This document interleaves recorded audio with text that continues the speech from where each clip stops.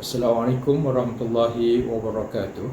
Saya teknologis Asruddin bin Ali mengucapkan selamat datang kepada pelajar baru sesi 1 2021-2022. Sekian, terima kasih. Assalamualaikum warahmatullahi taala wabarakatuh dan salam sejahtera. Selamat datang kepada semua pelajar baru ke Jabatan Kejuruteraan Mekanikal Politeknik Sultan Mizan Zainal Abidin. Saya Muhammad Nasruddin bin Musa selaku Ketua Program Diploma Kejuruteraan Mekanikal. Lokasi penempatan saya adalah di Pejabat JKM. Para pelajar boleh menghubungi saya di talian seperti berikut 013 982 1505. Sekian, terima kasih. Assalamualaikum warahmatullahi wabarakatuh dan salam sejahtera.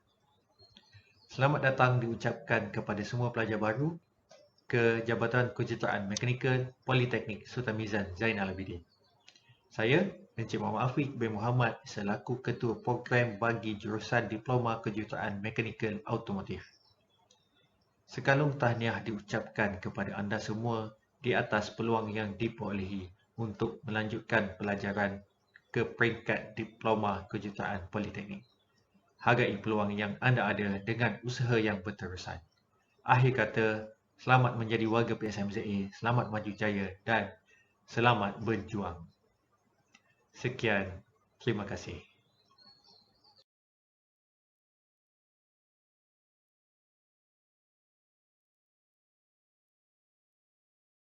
Bismillahirrahmanirrahim. Assalamualaikum warahmatullahi taala wabarakatuh dan salam sejahtera. Saya Saifuddin Abdul Rahman selaku Ketua Program Diploma Kejuruteraan Mekanikal Pembuatan mengalu-alukan kedatangan siswa dan siswi baru ke Politeknik Sultan Mizan Zainal Abidin dan Jabatan Kejuruteraan Mekanikal. Semoga urusan pembelajaran siswa-siswi di sini dipermudahkan Allah dan beroleh kejayaan yang cemerlang di dunia dan di akhirat. Sekian, terima kasih. Assalamualaikum dan salam sejahtera kepada semua pelajar baru semester 1 pada sesi ini. Tahniah saya ucapkan kerana anda semua berjaya menjadi sebahagian daripada pelajar Politeknik Sultan Mizan Zainal Abidin dan juga menjadi warga Jabatan Kejuruteraan Mekanikal JKM. Sekiranya para pelajar mempunyai sebarang masalah berkaitan hal ehwal pelajar, bolehlah berjumpa saya ataupun menghubungi saya, Nik Faizul Bikundur, melalui nombor telefon atau email yang tertera di sebelah. Semoga para siswa-siswi sekalian dapat menanamkan satu azam untuk belajar bersungguh-sungguh agar mendapat keputusan akademik yang cemerlang selain mempunyai akhlak dan sasiah yang terbaik. Sekian, terima kasih. Bismillahirrahmanirrahim. Assalamualaikum warahmatullahi taala wabarakatuh. Pertama sekali saya ingin memperkenalkan diri saya. Saya Muhammad Faiz bin Ismail sebagai penyelaras penasihat akademik Jabatan Kejuruteraan Mekanikal Politeknik Sultan Mizan Zainal Abidin. Okey, kamu semua boleh panggil saya sebagai Cik Pak Isah. Selamat datang saya ucapkan kepada adik-adik pelajar baru untuk menyambung pengajian yang lebih tinggi di Politeknik Sultan Mizan Zainal Abidin. Okey, kali ini saya akan menerangkan berkenaan dengan sistem penasihatan akademik ataupun short form dia SPAK di Politeknik Sultan Mizan Zainal Abidin. Untuk pengenalan, sistem penasihatan akademik diperkenalkan di Politeknik sejak tahun 2004 lagi. SPAK diwujudkan sebagai satu saluran perhubungan yang sistematik di antara pelajar dengan penasihat akademik ataupun PA lah. Sistem ini turut melibatkan pegawai, psikologi. Kedua adalah pegawai collaboration. Ketiga, Industrial Service and Employment Center ataupun CSEC. Keempat, pegawai unit teknologi maklumat serta warga politeknik. Terdapat 3 objektif berkenaan dengan sistem penasihatan akademik. Yang pertama adalah sistem penasihatan akademik ini adalah untuk merancang pengajian dan aktiviti pelajar ke arah meningkatkan pencapaian akademik dan potensi pelajar. Yang kedua adalah mempelbagaikan kemahiran dan merangka strategi pembelajaran untuk mencapai matlamat diri. Dan yang ketiga adalah pendedahan berkenaan laluan kerjaya pelajar setelah tamat pengajian di politeknik. Untuk pelaksanaan sistem SPARK di Politeknik Sultan Mizan Zainal Abidin, kamu semua akan didedahkan kepada 3 e-book. Yang pertama, e-book berkenaan dengan buku panduan sistem penasihatan akademik. E-book kedua adalah berkenaan dengan modul inspirasi diri. Dan e-book yang ketiga adalah berkenaan dengan manual pengguna modul pengurusan penasihat akademik. Ketiga-tiga e-book ni adalah sangat penting kepada pelajar semua kerana 3 e-book ini adalah sebagai sumber rujukan kepada pelajar berkenaan dengan sistem penasihatan akademik. Okay. Untuk e-book sistem penasihatan akademik memberi penekanan penasihatan mengenai pembelajaran dan pencapaian akademik ke arah kecemerlangan pelajar. Di mana di dalam e-book SPARK ni, apabila awak baca, awak akan tahu berkenaan dengan pembelajaran dan juga pencapaian akademik awak daripada semester 1 sampai habis pengajian. Okey, untuk e-book MIND ataupun modul inspirasi diri ni adalah sebagai asas pembentukan minda dan sasiah diri bagi membantu pelajar membina matlamat dalam kehidupan kerjaya dan juga akademik. E-book ni dia terangkan berkenaan dengan sasiah diri awak. Macam mana sasiah diri awak nak bentuk apabila awak belajar di politeknik. Dan e-book ketiga ataupun iPad. Okay, iPad ni PA awak ataupun penasihat akademik awak akan membantu awak berkenaan dengan SPMP. Mana iPad ni awak boleh ubah dan juga update dekat sistem SPMP. Di mana iPad ni dapat memudahkan pengemaskinian maklumat terkini pelajar, melancarkan proses pemantauan dan penyeliaan agar lebih berkesan. Sebagai penambahan berkenaan dengan e-book modul inspirasi diri ataupun MIND, modul ini didedikasikan khas untuk anda sebagai salah seorang pelajar di Politeknik Malaysia. Modul ini akan membantu para pelajar ke arah kecemerlangan diri sepanjang pengajian. Modul ini juga akan menjadi panduan sepanjang pertemuan antara pelajar dan penasihat akademik ataupun PA di mana pertemuan 1 jam setiap minggu bersama PA akan diadakan sepanjang sesi pengajian, di mana setiap semester awak akan berjumpa dengan PA awak sekali seminggu ataupun 1 jam dalam seminggu. Untuk ibu modul inspirasi diri ataupun MY ini, awak boleh download daripada SPMP dalam sistem pengurusan penasihat akademik ataupun iPad.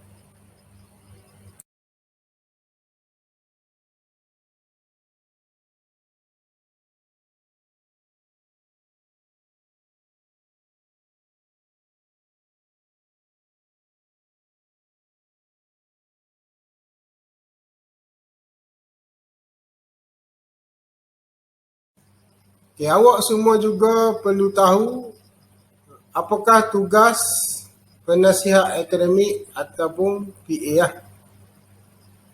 Okay, tugas PA ni adalah membantu pelajar dalam membina matlamat akademik kerjaya dan jati diri, di mana kehidupan awak di poli ni 100% dijaga oleh penasihat akademik. Dari segi pencapaian akademik awak, dari segi permasalahan peribadi awak di politeknik, ataupun lain-lain permasalahan yang awak boleh adu kepada penasihat akademik. Okay, penasihat akademik juga membantu pelajar dalam merancang dan menyusun struktur program serta memantau pendaftaran kursus sepanjang pengajian. Okay, selepas selesai taklimat minggu transformasi siswa, okay, awak akan diperkenalkan kepada penasihat akademik awak semua mengikut kelas. Jadi penasihat akademik awak akan guide awak berkenaan dengan pendaftaran khusus bagi semester pertama dan juga menyusun pembelajaran awak bagi semester 1. Okay, seterusnya PA juga menguruskan hal-hal yang berkaitan dengan kehadiran serta memantau kepatuhan pelajar terhadap peraturan-peraturan yang berkaitan. PA juga perlu mengemaskini dokumen atau rekod di dalam fail penasihat akademik secara bercetak atau secara atas talian. PA juga perlu memastikan perjumpaan bersama pelajar mestilah dilakukan sekurang-kurangnya 1 jam seminggu, dan semasa perjumpaan itu pelajar boleh menceritakan masalah yang dihadapi untuk dipanjangkan oleh penasihat akademik kepada pihak yang berkenaan. Sebagai contohnya, awak sakit ke? Bila awak sakit, awak duduk di asrama, awak bagi tahu PA awak dulu bahawa awak sakit, maka PA tu akan cari jalan lah. Macam mana untuk menyelesaikan masalah awak tu lah. Itu sebagai contoh. Awak juga boleh ajukan permasalahan akademik.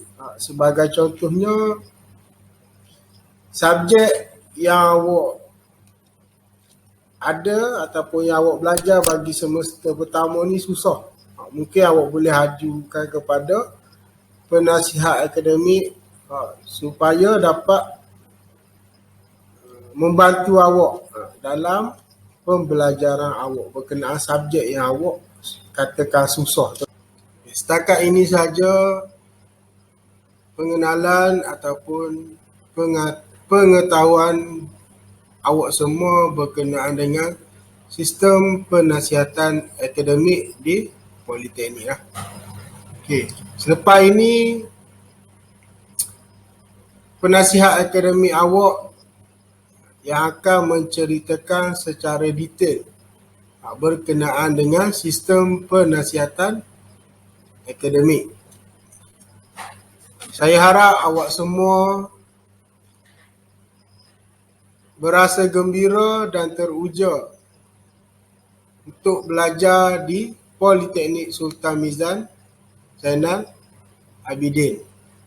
Akhir kata daripada saya, selamat maju jaya, selamat bergembira dan selamat menempuhi pembelajaran ke aras yang lebih tinggi di dalam kehidupan awak semua. Sekian, terima kasih. Assalamualaikum warahmatullahi taala wabarakatuh.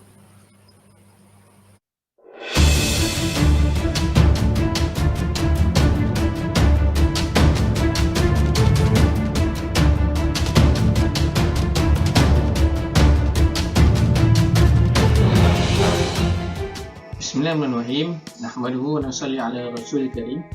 Assalamualaikum warahmatullahi dan salam sejahtera. Apa khabar adik-adik? Saya Akashah bin Muhammad Khatri daripada Jabatan Kejuruteraan Mekanikal mengucapkan selamat datang semua pada Politeknik Sultan Mizan Zainal Abidin. Saya akan menyampaikan taklimat berkaitan dengan pembelajaran Jabatan Kejuruteraan Mekanikal. Pembentangan saya tak lama, ada 4 slot, iaitu pembelajaran, kemudian CDOS, dan ketiga ialah peralatan, dan keempat sekiranya ada di kalangan adik-adik yang ingin menghubungi saya, bolehlah menghubungi saya. Baik, pembelajaran. Pembelajaran merupakan peranti elektronik dan internet untuk bahan pembelajaran atas talian. So, kita semua sedia maklum bahawa sejak pandemik COVID-19 yang berlaku seluruh dunia dan juga di Malaysia sejak 2020, iaitu tahun lepas, penggunaan pembelajaran ataupun e-learning meluas, bukan saja di politeknik, di tingkat adik-adik juga di sekolah ataupun institusi lain. Boleh katakan semua institusi pendidikan menggunakan pembelajaran, iaitu pembelajaran atas talian. So, apakah pembelajaran atas talian ni ataupun pembelajaran teradun? So, pembelajaran teradun ni adalah gabungan antara pembelajaran atas talian dan juga bersemuka. Maknanya di SMDA ni ada 2 kaedah pembelajaran, iaitu secara online ataupun atas talian, dan yang kedua adalah bersemuka ataupun diistilahkan sebagai teradun. Gabungan antara atas talian dan bersemuka adalah teradun, dan setengah orang panggil hybrid kan. So, sebenarnya lebih kurang sama saja antara teradun dengan hybrid. Ada 4 model pembelajaran semasa pandemik. So, yang pertama adalah pembelajaran atas talian 100%, terutama melibatkan kelas teori, kelas yang tidak perlu amali ataupun praktikal ataupun perbengkelan. So, kaedah ni sangat mudah dan boleh dilaksanakan atas talian. Yang kedua ialah highly blended. Highly blended ni maksud dia bersemuka mungkin 10% dan atas talian minimum 90%. Maknanya kalau satu semester untuk adik-adik semua, kita ada 14 minggu PDP, pembelajaran dan pembelajaran. So dalam 14 minggu kalau 10% dalam 1.4 minggu, lebih kurang seminggu hingga ke 2 minggu, kemungkinan kita akan panggil adik-adik ataupun pelajar datang ke Politeknik untuk membuat sesi amali. So sesi amali ini untuk menyelesaikan semua sekali tugasan-tugasan yang diperlukan untuk semester berikut. Okey. Pembelajaran teradun secara balance yang ketiga ialah bersemuka antara 30 ke 70% dan atas talian adalah selebihnya. Yang ketiga dan keempat bersemuka 100%. So pembelajaran 100% bersemuka ni adalah seperti mana yang berlaku sebelum pandemik. Okey, kita buat kelas dan pelajar datang ke kelas, pelajar pun boleh berinteraksi dengan pensyarah secara terus dan pensyarah boleh mendapat feedback secara terus daripada pelajar. So memang kita akui pembelajaran secara bersemuka ni lebih menarik sebenarnya. Dan ada juga pro and con. Dalam setengah kes pembelajaran atas talian juga menjadi menarik apabila pelbagai kaedah pengajaran dan pembelajaran diaplikasikan. Okey, baik. Dalam Politeknik kita menggunakan satu sistem pembelajaran atas talian yang dipanggil CDOS. So CDOS ni merupakan platform utama atas talian di Politeknik. So kira platform rasmi lah. Kalau ada juga pensyarah menggunakan Google Classroom and others application, but the CDOS adalah pembelajaran yang rasmi untuk pembelajaran atas talian di Politeknik. Okey, untuk pergi ke CDOS kita pergi ke laman web berikut http://cdos.edu.my. So apabila kita masuk ke website ni, so di sebelah kiri ni adalah paparan website. Paparan ni akan minta untuk kita masukkan username dan password. Kemudian kita akan pergi ke LMS. So LMS ni adalah Learning Management System. Apabila pergi ke Learning Management System ataupun LMS, dia akan pergi direct kepada kelas yang berkaitan dengan subjek ataupun kursus yang kita belajar dengan pensyarah kita sahaja. Okey. Ini dia tunjuk cara bagaimana hendak masuk CDOS. Okey, pergi ke website cdos.edu.my, kemudian pilih login, masukkan username, nombor pendaftaran, contohnya 13DKM20F1040. Okey, mengikut pendaftaran masing-masing lah. Okey, dan juga nombor kad pengenalan untuk password, contohnya 010708115002. Okey, kemudian pilih LMS dan seterusnya akan pergi kepada pensyarah kelas, pensyarah kelas yang berkaitan. Sekiranya fluid mekanik, subjek fluid mekanik lah. Kalau subjek engineering mekanik dan so on. Okey, sekiranya adik-adik menggunakan telefon bimbit ataupun telefon pintar, kita ada satu software. Software ni dinamakan Moodle. Moodle ada huruf M dan topi orang panggil mortarboard di atas kepala.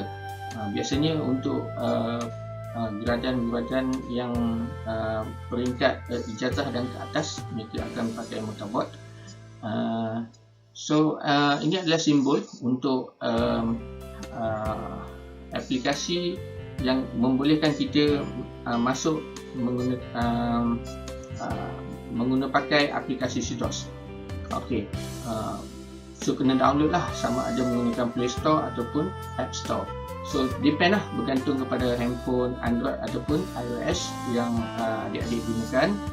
Cari type Moodle dan download, kemudian buka apps Moodle dan masukkan site address. So kena masuk site address psmda.cdos.edu.my dan login username dan password sama seperti web yang telah saya tunjuk tadi. Okey, so langkah seterusnya adalah sama seperti mana dalam website. Cuma untuk handphone ataupun telefon pintar mungkin dia lebih user friendly apabila kita guna sistem Moodle kan. So dalam tu ada quiz, ada tugasan, ada nota, ada perbualan, chatting, ya. So banyak aplikasi yang boleh kita gunakan untuk komunikasi dua hala antara pelajar dan juga pensyarah. Baik. Sekiranya adik-adik ingin tahu lebih lanjut apa itu CDOS ataupun selok-belok dalam CDOS, sebab banyak perkara teknikal yang adik-adik kena belajar lepas ni. So adik-adik boleh pergi ke YouTube dan type satu channel yang dipanggil Pandai CDOS. So channel ini dibina oleh rakan saya, Encik Roy Saidul Nizam. Beliau juga pensyarah di Jabatan Fizik Mekanikal. So di situ adik-adik boleh pilih lah sama ada contohnya student tak boleh enroll platform login CDOS, student tak boleh enroll platform bahagian 2 dan seterusnya. Ada banyak permasalahan ataupun isu-isu yang berkaitan dengan CDOS boleh didapati daripada channel YouTube Pandai CDOS. Okey, peralatan pembelajaran. So macam biasalah, yang pertama telefon pintar dan yang kedua adalah komputer. Jika mampu, sebab apa komputer ataupun notebook ataupun laptop ia lebih user friendly, sebab skrin besar, kemudian banyak lagi feature-feature yang kita boleh dapat berbanding dengan telefon pintar. So laptop biasa kita boleh connect dengan kita punya adapter kan, charge. Kalau handphone kena buat charger, kadang-kadang handphone mati ataupun kita nak guna untuk aplikasi lain, kita nak call, kita nak WhatsApp, jadi susah apabila kita guna beberapa aplikasi dalam satu masa yang sama.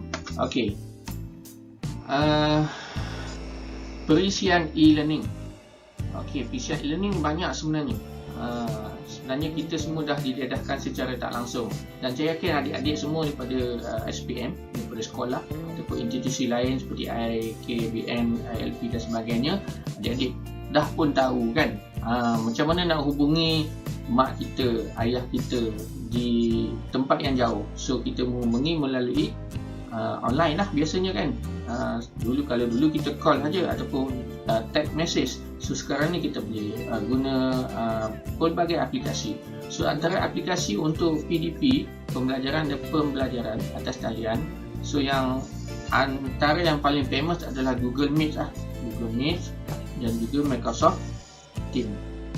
Selain itu kita guna juga Webex, Skype, Zoom Meeting, dan ada lagi lah beberapa aplikasi lain kan.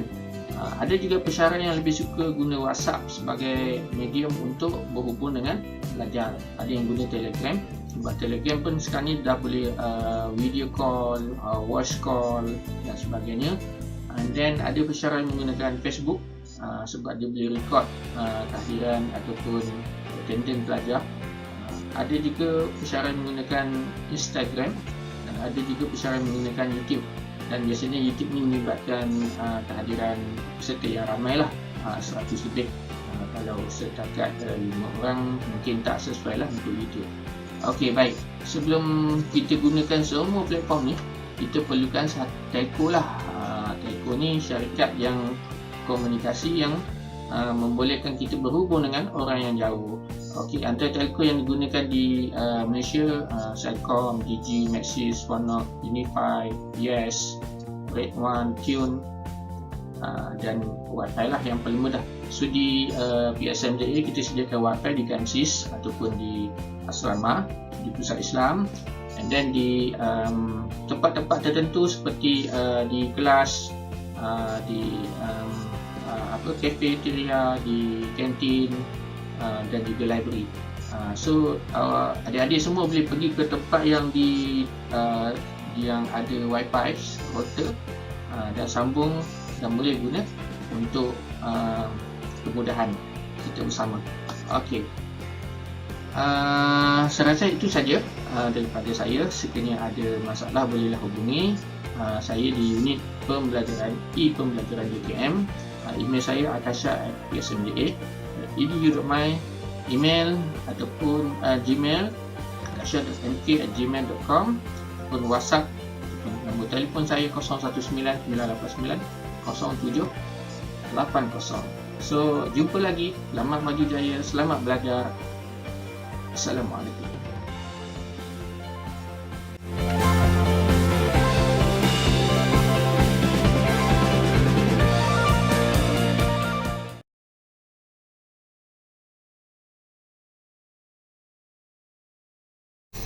Seterusnya, untuk pendaftaran proses belajar, pelajar boleh masuk ke SPMP Belajar. Masuk web PS.a, klik aplikasi online, klik belajar, klik SPMP. Masuk NIC, tempel laluan ialah nombor metrik pastikan huruf besar. Isi maklumat status penerimaan vaksin belajar, pastikan ID MySejahtera ditulis dan tarikh ditulis memang betul. Klik simpan, klik domain download. Pelajar tidak boleh letak password nombor metrik kepada password baru. Pastikan password baru tidak boleh sama dengan nombor metrik. Masukkan email, submit. Login semula dengan IC dan password baru. Isi maklumat belajar. Klik pemberi kebenaran dan submit. Klik daftar kursus. Rujuk jadual belajar. Pastikan kod pada jadual ada sama pada kod yang diklik pada senarai kursus. Klik daftar kursus. Pelajar perlu menyimak pendaftaran kursus belajar, pastikan kod adalah betul. Sekiranya tersalah memilih kod kursus, sila klik di sini untuk batalkan kursus yang telah didaftarkan. Klik pada kod kursus yang salah, klik batal pendaftaran. Untuk menambah kursus, pelajar perlu klik semula ke daftar kursus, ulang langkah yang sama dengan merujuk jadual kursus, dan klik pada senarai kursus. Klik daftar kursus. Pelajar telah selesai mendaftar kursus. Seterusnya, pelajar boleh memaskini maklumat-maklumat sekiranya diperlukan. Pelajar boleh masuk ke area klik memaskini maklumat peribadi. Seterusnya, sedikit maklumat berkaitan permohonan transfer kredit bagi pelajar lepasan sijil seperti Kolej Komuniti, IDP, IKBN dan lain-lain. Bila awak pengajian ke peringkat diploma dan memenuhi syarat-syarat berikut. Pelajar boleh berbincang terlebih dahulu dengan penasihat akademik